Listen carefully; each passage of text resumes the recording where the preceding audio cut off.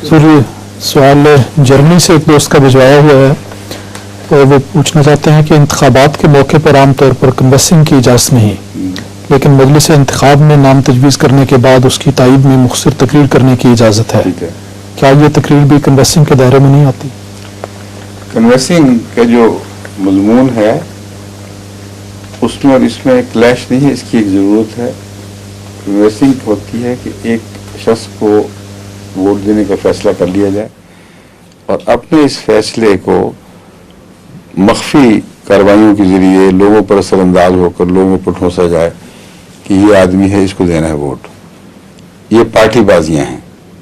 इसके नतीजे में कभी कभी फैसला दुरुस्त भी मुमकिन है, इसका इनकार नहीं है कि एक अच्छे आदमी के हक में भी बात हुई हो, लेकिन अक्सर सूरतों में अगर इसको रिवाज दिया जाए तो ये फितना बन जाएगा, लॉबीज बन जाएंगी और वोट देने में जो मफहूम है इन्ना अक्रमकुम इंदल्लाहि अत्काकुम, ये इसका मफहूम बातिल हो जाएगा, हाथ से जाता रहेगा।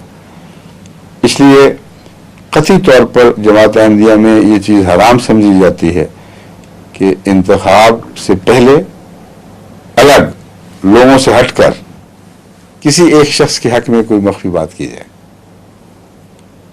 इसका नाम प्रोपेगेंडा है।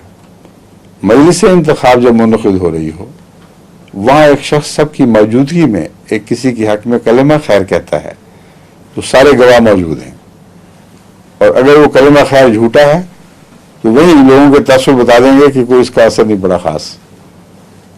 वो किसी एक के हक में उस तरह कन्वसिंग नहीं जो मैंने बयान की है। और चूंकि लोग समझते हैं कि अमलन ये खास कोई फायदा नहीं पड़ता होता इसका, इसलिए इस इस्तिस्नात से बहुत ही शाज़ के तौर पर फायदा उठाया जाता है।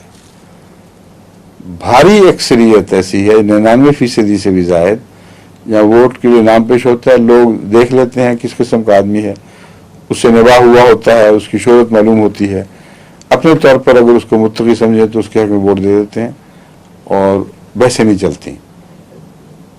इसलिए कलमा खैर से इसलिए नहीं रोका गया कि बाज़ दफ़ा एक आदमी बाकियों के लिए अजनबी होता है